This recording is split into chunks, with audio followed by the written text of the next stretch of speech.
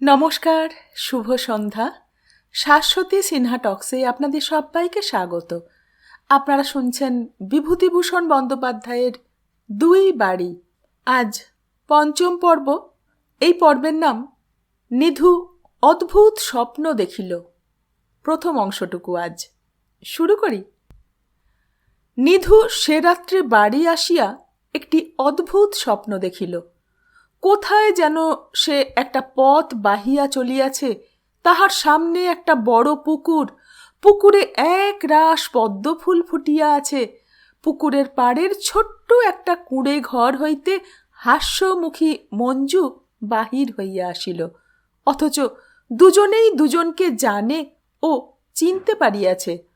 মঞ্জু যেন দুলে বাড়ির মেয়ে, ব্রাহ্মণের মেয়ে নয়। দুজনে অবাধে অসংকোচে পুকুর পাড়ে বসিয়া জলে ঢিল ফেলিতেছে ও অনর্গল বকিয়া যাইতেছে। মঞ্জু জজের মেয়ে নয়, তাহার সঙ্গে মেশায় কোনো বাধা নাই যেন। স্বপ্নের মধ্যেই নিধুর মন আনন্দে ভরিয়া উঠিয়াছে যখন, ঠিক সেই সময় শাঁখের আওয়াজে তাহার ঘুম ভাঙিয়া গেল। বিছানার উপর উঠিয়া বসিয়া চোখ মুছিতে মুছিতে সে বাহিরের রোয়াকে কালীকে দেখিয়া বলিল, কিরে কালী, শাঁখ বাজে কোথায়? পুকুর ঘাটে, আজ যে ওদের ঠাকুর পুজোর ঘট পাতা হচ্ছে, মা গেল। কাদের ঘট পাতা হচ্ছে? জজবাবুদের বাড়ির দুর্গাপুজোর ঘট আজ পাততে হবে না? এও স্ত্রী মেয়ে চাই, মা গিয়েছে অনেকক্ষণ। আর কে কে এসেছে? কাকিমা তো আছেন, ও পাড়া থেকে হৈম দিদি এসেছে। পুকুর ঘাট হইতে শাঁখের আওয়াজ যখন আবার পথের দিকে আসিল, তখন নিধু কিসের টানে উঠিয়া জানালা দিয়া চাহিয়া দেখিল, আগে আগে মঞ্জুর মা, তাহার পিছনে মঞ্জু, তাহার মা হৈম, ভুবন গাঙ্গুলির স্ত্রী, আরও পাড়ার দু চারজন ঝি বউ জল লইয়া ফিরিতেছে। মঞ্জুর পরনে লাল পাড় সাদা শাড়ি, অনাড়ম্বর সাজগোজ। এতগুলি মেয়ের মধ্যে তাহার দিকে চোখ পড়ে আগে। কি চমৎকার গতিভঙ্গি, কি সুন্দর মুখশ্রী, সারা দেহের কি অনবদ্য লাবণ্য! নিধুর মনটা হঠাৎ বড় খারাপ হইয়া গেল। নিজেকে সে বুঝাইবার চেষ্টা করিল, কেন এমন হয়? কোনো দিন কি সে ভাবিয়াছিল মুন্সেফবাবু তাহার সঙ্গে মেয়ের বিবাহ দিবেন, তাহার মতো জুনিয়র মোক্তারের সঙ্গে? গ্রামের মধ্যে যাহারা সবচেয়ে দরিদ্র, যাহার বাবা সর্বদা মুন্সেফবাবুদের বৈঠকখানায় বসিয়া তোষামোদ বর্ষণ করিয়া বড়লোকের মন রাখিতে চেষ্টা করেন, যাহার মা জজগিন্নি বলিতে ভয়ে সংকোচে এতটুকু হইয়া যায়, মুখ তুলিয়া সমানে সমানে কথা বলিতে ভরসা পায় না, এই বাড়ি এই ঘর চোখে দেখিয়াও উহারা সে বাড়ির ছেলের সঙ্গে অমন সুন্দরী শিক্ষিতা মেয়ের বিবাহ দিবে, এ কি কখনো সে ভাবিয়াছিল? যদি এ আশা সে না করিয়া থাকে, তবে আজ তাহার দুঃখ পাইবার কি কারণ আছে? মঞ্জু দুদিনের জন্য এ গ্রামে আসিয়াছে। বড়লোক পিতার খেয়াল, এবার গ্রামে তিনি পূজা করিবেন। খেয়াল মিটিয়া গেলে হয়তো আর 10 বৎসর তিনি এদিকে মাড়াইবেন না। ততদিনে মঞ্জু কোথায়? তাহার বিবাহ হইয়া ছেলে পুলে বড় হইয়া স্কুলে পড়িবে। মিথ্যা আশার কুহক। সে উঠিয়া হাত মুখ ধুইয়া কালীকে বলিল, কালী, একটু তেল দে, নে আসি পুকুর থেকে। এত সকালে দাদা? তা হোক, দে তুই। এমন সময় নিধুর মা বাড়ি ঢুকিয়া বলিলেন, নিধু, ওদের বাড়ি যা, দুজন ব্রাহ্মণকে জল খাইয়ে দিতে হয় দুর্গাপুজোর পিঁড়ি পাতবার পরে। জজগিন্নি তোকে এখুনি যেতে বলে দিলেন। নিধু স্নান সারিয়া আসিয়া ও বাড়ি গেল। মঞ্জুও ইতিমধ্যে স্নান সারিয়া খাবার সাজাইয়া বসিয়া আছে। একজন ব্রাহ্মণ সে, অপরজন ভুবন গাঙ্গুলি। ভুবন গাঙ্গুলি বলিলেন, এসো বাবা, তোমার জন্যে বসে আছি। এরা ব্রাহ্মণকে না খাইয়ে কেউ জল খাবেন নাকি না? কাকা বেশ ভালো আছেন? হৈম এসেছে দেখলাম না? হৈম তো এ বাড়িতেই আছে বোধ হয়। মঞ্জু বলিল, হৈমদি তো রান্নাঘরে, ডাকবো নাকি? কাকাবাবুকে বলছিলাম হৈমদি আমাদের থিয়েটারে পাঠ করবে। ভুবন গাঙ্গুলি ঘাড় নাড়িয়া বলিলেন, করবে না কেন? আমি তো বলেছি লাল বিহারী দাদার বাড়িতে মেয়েদের সঙ্গে থিয়েটার করবে, এ তো ওর ভাগ্যি। আমার আপত্তি নেই। ও হৈম, হৈম! হৈম আসিয়া দোরের কাছে দাঁড়াইল। 20-21 বছর বয়স, রং তত ফর্সা না হইলেও দেহের গড়ন ও মুখশ্রী ভালো। সে যে বেশ সচ্ছল ঘরে পড়িয়াছে, তাহার সিল্কের শাড়ি, 2 হাতে মোটা সোনার বালা ও বাহুতে 2.5 পেঁচের তাগা দেখিলে তাহা বোঝা যায়। এছাড়া কানে আছে ইয়াররিং, গলায় মোটা শিকলি হার। নিধু বলিল, চিনতে পারো হৈম? হৈম হাসিয়া বলিল, কেন পারবো না, এ গাঁয়ের মেয়ে নই? কবে এলে? মাসখানেক হলো এসেছি। তুমি ভালো আছো নিধুদা? হ্যাঁ, একরকম মন্দ নয়। মঞ্জু বলিল, আমি হৈমদিকে বলেছি আমাদের সঙ্গে থিয়েটার করতে। হৈম হাসিয়া বলিল, তা করব না কেন, বাবা তো বলেছেনি। নিধুদা, বই ঠিক করেছ? সে করবে মঞ্জু। মঞ্জু তাড়াতাড়ি বলিল, আমি পারবো না নিধুদা, আপনি ঠিক করে দিন না। রবি ঠাকুরের ফাল্গুনির কথা বড়দা বলেছিলেন। হৈম দেখা গেল ফাল্গুনির নামও শোনে নাই। সে বলিল, সে কি ভালো বই? সে খুব ভালো বই, এবার কলকাতায় হই হই করে প্লে হয়ে গিয়েছে। তা তোমরা যেমন বলো, নিধুদা আমাদের শিখিয়ে দেবেন। আমি আর কদিন আছি, কাল তো সকালেই। 2 দিন কেন ছুটি নাও না? মঞ্জুও সঙ্গে সঙ্গে বলিয়া উঠিল, তাই কেন করুন না নিধুদা? সে কি করে হয়? তোমরা বোঝো না, এ কি কারো চাকুরি যে ছুটি নিতে হবে? না গেলে আমারই লোকসান। হৈম বলিল, তাহলে আজ ও বেলা বইটা দেখিয়ে একটু পড়ে দিয়ে যাও। মঞ্জু তো রয়েছে, ও সব পারে। ওর কচ ও দেবযানী সেদিন শোনোনি হৈম, সে একটা শোনবার জিনিস। মঞ্জু সলজ্জ সুরে বলিল, ছাই, নিধুদার যেমন কথা। না ভাই হৈমদি। ভুবন গাঙ্গুলি জলযোগান্তে উঠিয়া বিদায় লইলেন। হৈম বলিল, বাবা তুমি যাও, আমি এর পরে যাব। নিধুদা না হয় দিয়ে আসবে এখন। মঞ্জু বলিল, হৈমদি, আমার ভাইয়েরা আর নিধুদা কিন্তু পাঠ নেবে। হৈম চিন্তিত মুখে বলিল, তাই তো ভাই, এ শুনলে আমায় কি বাড়িতে প্লে করতে দেবে ভাই? কেন দেবে না? পাড়া গাঁয়ের গতিক তো জানো না, কে কি বলবে, সেই ভয়ে বাড়ির লোক যদি আপত্তি করে, তাই ভাবছি। নিধু বলিল, তাতে কি, আমি না হয় নাই করলাম। মঞ্জু বলিল, তবে হবে কি করে? পুরুষ মানুষের পাঠ মেয়েরা করতে গেলে অত মেয়ে কোথায় পাবো এখানে? কেন, তোমাদের বাড়িতে তো অনেকে আসবেন পুজোর সময়। তাদের সকলকে দিয়ে এ কাজ হবে না, 2-1 জনকে দিয়ে হতে পারে। তাছাড়া রিহার্সাল দেওয়া না থাকলে তারা প্লে করবে কি করে? এ তো ছেলে খেলা নয়। তুমি ভাই হৈমদি বাড়িতে বলে এসো বেলা, জিজ্ঞেস করে দেখো। হৈম বলল, এতে আমার উপর যেন রাগ করো না নিধুদা, হয়তো ভাববে। আমি কিছু ভাববো না হৈম, মঞ্জু শহরে থাকে, ও পাড়া গাঁয়ের অনেক খবরই রাখে না, ওকে বরং বলো। মঞ্জু বলিল, চা হয়ে গিয়েছে, বসো হৈমদি, নিয়ে আসি। মঞ্জুর কথা শেষ হইতেই মঞ্জুর বিধবা খুড়িমা ট্রের উপর চায়ের পেয়ালা সাজাইয়া লইয়া ঘরে ঢুকিয়া বলিলেন, এই নে চা, ওদের দে মঞ্জু। 3 পেয়ালা কেন কাকিমা? নিধুদা তো চা খায় না। নিধু, তুমি চা খাও না? আমি তা জানি নে বাবা, গরম দুধ খাবে? এখনই দুধ দিয়ে গেল। না কাকিমা, দুধ চুমুক দিয়ে খাবো, ছেলে মানুষ নাকি? আমার দরকার নেই, ব্যস্ত হবেন না মিছিমিছি। নৃপেন আসিয়া বলিল, বাবা একবার নিধুদাকে বাইরে ডাকছেন দিদি। বাইরের বৈঠকখানায় লালবিহারীবাবু ও ভুবন গাঙ্গুলি বসিয়া। লালবিহারীবাবু প্রকাণ্ড গড়গড়াতে তামাক টানিয়া বৈঠকখানা প্রায় অন্ধকার করিয়া ফেলিয়াছেন। তিনি সনাতনপন্থী লোক, বাড়িতে 9 হাত কাপড় পরিয়া থাকেন, গায়ে সব সময় জামা বা ফতুয়া থাকেও না। কোনো প্রকার বড়লোকি চালচলন বা সাহেবিয়ানা এ গ্রামের লোক দেখে নাই তাহার। সাধারণ লোকের সঙ্গে গ্রামের 5 জনের মতোই মেশেন। নিধু বলিল, আমায় ডাকছেন কাকাবাবু? হ্যাঁ হ্যাঁ, সুনীল কি সামনের শনিবারে আসবে না? আজ্ঞে না, চিঠি লিখেছেন তো সেই বলেই বোধহয় পরের শনিবারে আসবার চেষ্টা করবেন। তুমি কি কাল যাচ্ছ? আজ্ঞে হ্যাঁ। তাহলে একবার বিশেষ করে অনুরোধ করো ওকে এখানে আসবার জন্যে। নিশ্চয়ই বলবো। তুমি সুনীলের সঙ্গে মেশো তো?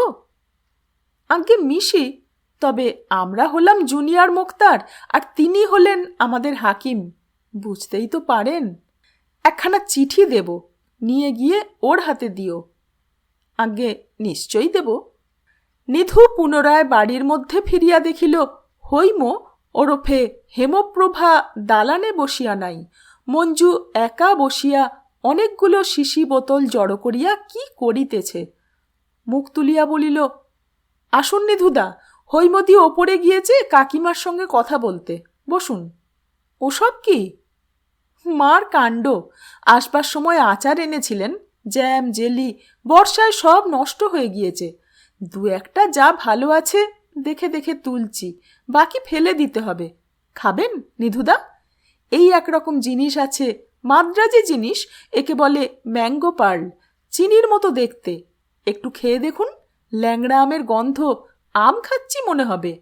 নিধু একটু চিনির মতো গুঁড়া হাতে লইয়া মুখে ফেলিয়া বলিল, বাহ, সত্যিই তো আমের গন্ধ। আমরা পাড়া গাঁয়ের লোক, এসব কোথায় পাবো বলো? মঞ্জুর সুর হঠাৎ এমন ঘনিষ্ঠ আত্মীয়তায় মাখানো, এমন স্নেহপূর্ণ মনে হইল নিধুর যে তাহার বুকের ভিতরটা যেন কেমন করিয়া উঠিল। নিজের অজ্ঞাত সারেই তাহার মুখ দিয়া বাহির হইয়া গেল যে কথা, তাহার জন্য সে সারা দিন অনুতাপ করিয়াছিল মনে মনে। দোষও নাই, নিধু তরুণ যুবক, এই তাহার জীবনে অনাত্মীয়া প্রথম নারী, যে তাহাকে স্নেহের ও প্রীতির চোখে দেখিয়াছে। জীবনের এক সম্পূর্ণ নতুন অভিজ্ঞতা তাহার। নিধু বলিয়া ফেলিল, আর আমার কষ্ট হয় না মঞ্জু? তোমার জন্যে আমার মন কাঁদে না বুঝি? মঞ্জু পাথরের মূর্তির মতো অবাক ও নিশ্চেষ্টভাবে নিধুর দিকে চাহিয়া বসিয়া রহিল। নিধু আবার বলিল, আমি এখন 2 শনিবার আসব না। কেন নিধুদা? সামনের শনিবারে ডিস্ট্রিক্ট ম্যাজিস্ট্রেট আসবেন, তার পরের শনিবারে তোমাদের এখানে সুনীলবাবু আসবেন। এইমাত্র কাকাবাবু ডেকে বললেন। কি বললেন? সেই শনিবারে আসবার জন্যে বললেন। আমি আর কখনো আসব না মঞ্জু। আমার বুঝি মন বলে জিনিস নেই না? আমি আসতে পারবো না, তুমি কিছু মনে করো না। মঞ্জু অপলক দৃষ্টিতে কিছুক্ষণ নিধুর মুখের পানে চাহিয়া থাকিয়া অন্যদিকে মুখ ফিরাইল। তাহার পদ্মের পাপড়ির মতো ডাগর চোখ দুটি বাহিয়া জল গড়াইয়া পড়িল। নিধুর কথার সে কোনো জবাব দিল না। হঠাৎ যেন সব কাজে সে উৎসাহ হারাইয়া ফেলিল। জ্যাম জেলির শিশি বোতল অগোছালোভাবে ইতস্তত পড়িয়াই রহিল। তাহার মধ্যে ভরসাহারা ক্ষুদ্র বালিকার মতো মঞ্জু বসিয়া চোখের জল ফেলিতেছে। ছবিটা চিরকাল নিধুর মনে গাঁথিয়া গিয়াছিল। নিধু বলিল, ওঠো মঞ্জু, আমার ভুল হয়ে গিয়েছে, আর কিছু বলবো না। মঞ্জু জল ভরা চোখে তাহার দিকে চাহিয়া বলিল, আসবেন তো ওবেলা, এখানে কিন্তু খাবেন। খাওয়ানোর লোভে তোমার নিধুদা ভুলবে ভেবেছ তুমি? অমন লোক পাওনি। আমি কি তাই ভাবছি? গায়ে পড়ে ঝগড়া বাঁধান আপনি। আমি এখন আসি, ওবেলা আবার আসব। না, বসুন। এখনই গিয়ে কি করবেন? আপনাদের বন্ধ হবে কবে? এখনো 14 দিন বাকি। মহালয়ার দিন থেকে বন্ধ হবে শুনছি। কোর্ট বন্ধ হলে এখানে চলে আসবেন তো? ওই যে বললাম, নয়তো আর যাব কোথায়? বড় লোক নই যে হিল্লি দিল্লি মক্কা যাব। এই বাঁশ বনেই কাটল চিরকাল, এই বাঁশ বনেই আসতে হবে। এককালে বড় লোক হবেন তো, তখন কোথায় যাবেন? আমি হব বড়লোক? তবেই হয়েছে। তুমি হাসালে দেখছি মঞ্জু। মঞ্জু গম্ভীরভাবে বলিল, কে বলেছে আপনি বড়লোক হবেন না? আমি বলছি দেখবেন আপনি খুব বড়লোক হবেন। তোমার মুখে ফুলচন্দন পড়ুক মঞ্জু। তা যদি হয় আজকের দিনের কথা আপনার মনে থাকবে? দাঁড়ান, আজ কি তারিখ? ক্যালেন্ডারটা দেখে আসিও ঘর থেকে। কথা শেষ করিয়াই মঞ্জু লঘু গতি হরিণীর মতো ত্রস্ত ভঙ্গিতে ছুটিয়া গেল পাশের ঘরে এবং তখনই হাসি মুখে ফিরিয়া আসিয়া বলিল, আপনার ডায়েরি আছে? লিখে রাখবেন গিয়ে, 17ই সেপ্টেম্বর আমি বলেছিলুম আপনি বড়লোক হবেন। আমি মঞ্জুরি দেবী। নিধু হাসিতে হাসিতে বলিল, বয়স 16, শাকিন, কুড়ুলগাছি, মহকুমা রামনগর, থানা ওই, পিতার নাম শ্রীযুক্ত বাবু লাল বিহারী। মঞ্জু খিলখিল করিয়া হাসিতে হাসিতে বলিল, থাক থাক, ও কি কাণ্ড! বাবারে, আপনি এতও জানেন? আমি ভাবি নিধুদা বড় ভালো মানুষ। নিধুদা আমাদের মোটে কথা বলতে জানে না। নিধুদা দেখছি কথার ঝুড়ি। কথার ঝুড়ি না হলে কি মুক্তার হয় মঞ্জু? তবে আর ব্যবসাতে উন্নতি করব কি করে? বড়লোকই বা হব কি করে বলো? আচ্ছা, যদি বড় লোক হন আমার কথা মনে থাকবে? হঠাৎ তাহার মুখ হইতে তরল কৌতুকের হাসি অপসৃত হইল। চোখের কোণে বেদনার ছায়াপাতে মুখখানি অপরূপ ব্যথা ভরা লাবণ্যে ও স্মৃতে মণ্ডিত হইয়া উঠিল। এক মুহূর্তে যেন মনে হইল এ মঞ্জু ষোড়শী বালিকা নয়, বহু যুগের প্রৌঢ়া জ্ঞানময়ী, বহু অভিজ্ঞতা ও বহু ক্ষয়ক্ষতি দ্বারা লব্ধ শক্তি পুরাতন নারী বালিকা হইয়া আজ আসিয়াছে যে সে ইহার নিতান্তই লীলা। আরও কতবার এইভাবে আসিয়াছে। নিধু মুগ্ধ হইয়া গেল। তাহার বুকের মধ্যে যেন কেমন করিয়া উঠিল। মঞ্জুকে সে আর খোঁচা দিয়া কথা বলিবে না। বালিকার মনে কেন সে মিছামিছি কষ্ট দিতে গিয়াছিল? মঞ্জু চপলা বটে, কিন্তু সে গভীর, সে ধীর, বুদ্ধিমতী, অতল স্পর্শ তাহার মনের রহস্য। এতদিন সে মঞ্জুকে চিনিতে পারে নাই। নিধু কোনো কথা বলিতে পারিল না, কথার সে উত্তর দিতে পারিল না। জীবনে এমন সময় আসে, এমন মুহূর্তের সন্ধান মেলে, যখন কথা মুখ দিয়া বাহির হইলেই মনে হয় এই অপরূপ মুহূর্তটির জাদু কাটিয়া যাইবে, ইহার পবিত্রতায় ব্যাঘাত ঘটিবে। তাহার বুকের মধ্যে কিসের যেন ঢেউ উপরের দিকে ধাক্কা দিতেছিল।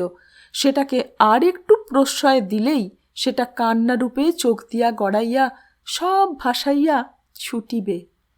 কিছুক্ষণ দুজনেই চুপচাপ। নিস্তব্ধতা যে একটা মনোরম মায়া সৃষ্টি করিয়াছে এই ঘরের মধ্যে, তা যত কম সময়ের জন্যই হোক না কেন, কেহ চাহে না যে আগে কথা বলিবার রূঢ় আঘাতে তাহা ভাঙিয়া দেয়। এমন সময় হঠাৎ ঘরে ঢুকিলেন নিধুর মা। হ্যাঁ রে, ও নিধু, এখানে বসে? মঞ্জু, মা কি করছো শিশি বোতল নিয়ে? ওগুলো কি মা? আসুন আসুন জ্যাঠাইমা, সকালে যে তোমাদের পুজোর পাটা পাতা দেখতে এলাম। তা এত সকালে পাটা পাতলে যে তোমরা? এখনো তো পুজোর 17 দিন বাকি। তা তো জানি না জ্যাঠাইমা, পুরুত মশাই কাল নাকি কাকাকে বলে গিয়েছেন। দিদি কোথায়? দেখছি নে যে। মা, ওপরের ঘরে পুজো করছেন বোধহয়, ডাকবো? না না, মা পুজো করছেন, ডাকতে হবে কেন? থাক, আমি এমনি দেখতে এলাম। জ্যাঠাইমা, একটু চা খাবেন না? না মা, আমি এখনো নাইনি, ধুইনি, বেলা হয়ে গেল, এইবার নাইতে যাব গিয়ে। নিধু, থাকবি নাকি না আসবি? মঞ্জু হাসিয়া বলিল, জ্যাঠাইমা, নিধুদা যেন আপনার ছোট্ট খোকাটি, ওকে কোথাও ছেড়ে দিয়ে ঠান্ডা থাকতে পারেন না? বাইরে কোথাও দেখলে সঙ্গে করে বাড়ি নিয়ে যেতে হবে। নিধু সলজ্জ মুখে বলিল, তুমি যাও না মা, আমি যাব এখন। নিধুর মা কিন্তু তখনই চলিয়া গেলেন না। তিনি আরও আগাইয়া আসিয়া বলিলেন, ওগুলো কিসের শিশি বোতল মা? খালি আছে? এগুলো জ্যাম, জেলি, আচারের মোরব্বার শিশি জ্যাঠাইমা। বর্ষায় খারাপ হয়ে গিয়েছিল, তাই বেছে রাখছিলাম। আমি ভাবলাম বুঝি খালি আছে। কি হবে খালি শিশি দরকার জ্যাঠাইমা? এই জিনিসটা পত্তরটা রাখতে, এসব জায়গায় তো পাওয়া যায় না বেশ শিশিগুলো। নিধু সংকোচে এতটুকু হইয়া গেল, সে বুঝিল রংচংওয়ালা শিশিগুলি দেখিয়া মার লোভ হইয়াছে।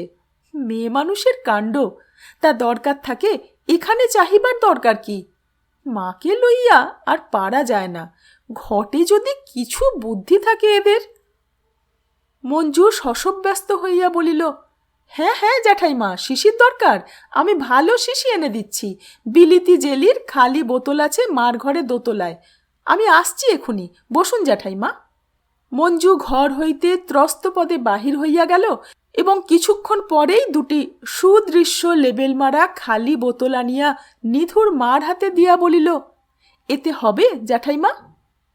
নিধুর মা বোতল দুটি হাতে পাইয়া যেন স্বর্গ পাইলেন, এমন ভাব দেখাইয়া বলিলেন, খুব হবে মা, খুব হবে, আশীর্বাদ করি বেঁচে বটতে থাকো, রাজরানী হও মা, আমি আসি তাহলে এবেলা। নিধুও মায়ের পিছু পিছু বাড়ি আসিল। বাড়িতে পা দিয়াই সে একেবারে অগ্নিমূর্তি হইয়া মাকে বলিল, আচ্ছা মা, তোমার কি একটা কাণ্ডজ্ঞান নেই? কি বলে দুটো খালি বোতল ভিক্ষে করতে গেলে ও বাড়ি থেকে? তোমার এই মাগুন্তুড়ে স্বভাবের জন্যে আমার মাথা হেঁট হয়, তোমার সে জ্ঞান আছে? ছি ছি, এতটুকু কি কাণ্ডজ্ঞান ভগবান দেননি? নিধুর মা বুঝিতে না পারিয়া বিস্ময়ের সুরে বলিলেন, ও মা, তা তুই আবার বকিস কেন? কি করেছি আমি? তোমার মুন্ডু করেছ। নাও এখন শিশি বোতল সাজিয়ে রেখে ঘরে ধুনো দেও, ওতে তোমার কি মাল মশলা অপরূপ সম্পত্তি থাকবে শুনি। তুই তার কিছু বুঝবি? লবঙ্গ, ধনের চাল, হলো গিয়ে গোটার গুঁড়ো, কত কি রাখা যায়। কেমন চমৎকার বোতল দুটো, এখানে কোথায় পাবি ওরকম? নিধু আর কিছু বলিল না। মাকে বুঝাইয়া পারা যাইবে না, নিতান্ত সরলা নিধুর লজ্জা যে কোথায় তাহা তিনি বুঝিবেন না। জগঠাকরুন পুকুর ঘাটে নিধুর মাকে বলিলেন, বলি বড় বাড়ির পুজোর কত দূর ও নিধুর মা? পিরতিমে গড়ানো হচ্ছে, আজ পাটা পাতা হলো ওবেলা। পাটা এখন আবার কে পাতে? বিধেন দিলে কে গা? কি জানি, তবে মঞ্জু বলছিল ওদের ভট্টাচার্যি দিয়েছেন, আমিও ও কথা বলেছিলাম ওবেলা। হ্যাঁ গো নিধুর মা, একটা কথা শুনলাম, তা কি সত্যি? নাকি মেয়ে পুরুষে মিলে থিয়েটার করবে? ওদের বাড়ির মেয়েরা আর ওই ভুবন গাঙ্গুলির মেয়ে হৈম, তোমাদের নিধু, আরও নাকি কে কে? তা তো দিদি বলতে পারলাম না, আমি কিছু শুনিনি। বাস্তবিকই নিধুর মা এ কথার কিছুই জানিতেন না। জগঠাকরুন বলিতে লাগিলেন, আর কি সেদিন আছে গায়ের, ছোট ঠাকুরের প্রতাপে এক সময়ে এ গায়ে যা খুশি করে পার পাবার উপায় ছিল না, তা সবাই গেল মরে হেজে, এখন টাকা যার সমাজ তার। নইলে এসব খিরিস্টানি কাণ্ড কি হতে পারত কখনো এখানে? আমি ভুবনকে আচ্ছা করে শুনিয়ে দিয়েছি ওবেলা, বললাম, মেয়েকে যে থিয়েটার করতে দিচ্ছ, ওরা না হয় জজ ম্যাজিস্ট্রার লোক, টাকার জোরে তোড়ে যাবে, তোমার মেয়ের কুচ্ছ রটলে যদি শ্বশুর বাড়ি থেকে না নেয়। ভুবন ঠাকুরপোকে বললেন? কেন বলবো না শুনি। জগঠাকরুন কারো এক চালে বাসও করে না, কাউকে কুকুরের মতো খোসামোদও করে বেড়ায় না, কারো কাছে কোনো পিত্তেশ রাখি না কোনো দিন। শেষের কথাটা নিধুর মাকে লক্ষ্য করিয়াই বোধহয় বলা, কিন্তু নিধুর মা তাহা বুঝিতে পারিলেন না। খুব সূক্ষ্ম উক্তি বা একটু বাঁকা ধরনের কথাবার্তা হইলে নিধুর মা তাহা আর বুঝিতে পারেন না। কথাটা তিনি নিধুকে আসিয়া বলিলেন। নিধু বৈকালের দিকে মঞ্জুদের বাড়ি গেল মঞ্জুর বাবাকে দেখিতে, কারণ তাহার রক্তের চাপ হঠাৎ বৃদ্ধি হওয়ায় দুপুরের পর হইতেই তিনি অসুস্থ হইয়া পড়িয়াছেন। সেখানে গিয়া দেখিল মঞ্জু বাবার ঘরের বাহিরে দোতলার বারান্দাতে বসিয়া সেলাই করিতেছে। নিধুকে দেখিয়া বলিল, আস্তে আস্তে নিধুদা, বাবা এবার একটু ঘুমিয়েছেন, চলুন আমরা নিচে যাই বরং। একবার ওকে দেখে যাব না? এখন থাক, ঘুম যদি সন্ধ্যের আগে ভাঙে তবে দেখতে আসবেন। এখন সিঁড়িতে নামিবার সময় নিধুর মায়ের কাছে যাহা শুনিয়াছিল সব বলিল।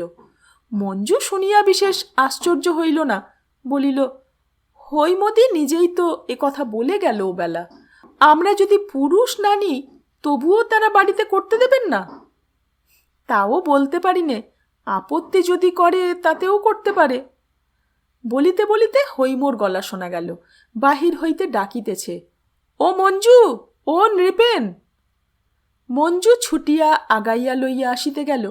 এবেলাও হৈম খুব সাজগোজ করিয়া, মুখে ঘন করিয়া পাউডার মাখিয়া, চুলে ফ্যান্সি খোঁপা বাঁধিয়া ও ফুল গুঁজিয়া আসিয়াছে।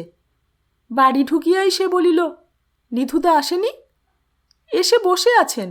এসো, দালানে এসো হৈমদি, আজ অনেকক্ষণ পর্যন্ত রিহার্সাল দিতে হবে কিন্তু। শোনেননি হৈমদি, বাবার বড় অসুখ যে। হৈম বিস্ময়ের সুরে বলিল, জ্যাঠামশাইয়ের অসুখ? কি অসুখ? ব্লাড প্রেশার বেড়েছে, ওই নিয়েই তো ভুগছেন, তাই আজ আর রিহার্সাল হবে না। না, তা আর কি করে হবে। এখন কেমন আছেন উনি? এখন একটু ভালো। এসব কলকাতার রোগ হৈমদি, পাড়া গায়ে এসব নেই বলে মনে হয় আমার। হৈম একটু পরেই বলিল, তাহলে আজ যাই মঞ্জু আমি। হঠাৎ মঞ্জুর মনে পড়িয়া গেল কথাটা। বলিল, হৈমদি, তোমার বাবা কিছু বলেছেন নাকি তোমায় এ বিষয়ে? কি বিষয়ে? এই থিয়েটার করা নিয়ে। তা তিনি বলতে পারেন না, আমার শ্বশুরবাড়ি থেকে আপত্তি না করলেই হলো, আমি ওসব মানি নে। সে কথা নয় হৈমদি, গাঁয়ের কে এক বুড়ি, নিধু নাম বলিয়া দিল, হ্যাঁ, সেই জগ ঠাকরুন আপনার বাবাকে কী সব বলেছেন, পুরুষের সঙ্গে মিশে থিয়েটার করলে বা এমনি থিয়েটার করলে তোমার মেয়ের বদনাম রটবে। হৈম তাচ্ছিল্যের সুরে বলিল, ও এই কথা, ও আমি গ্রাহ্য করি নে, আমি যা খুশি করব, তাতে বাবা পর্যন্ত কি বললে শুনছি নে তো জগ ঠাকরুন। আচ্ছা, এখন তাহলে আসি। বারে, চা খেয়ে যান হৈমদি। না ভাই, আর একদিন এসে খাবো। নিধুদা, আমায় একটু এগিয়ে দাও না। নিধু মঞ্জুকে বলিল, বসো মঞ্জু, আমি ওই তেঁতুলতলার মোড় পর্যন্ত হৈমকে এগিয়ে দিয়ে আসছি। আজ এই পর্যন্ত। বাকিটুকু এবং শেষাংশটি পরের দিন। সঙ্গে থাকবেন। ধন্যবাদ।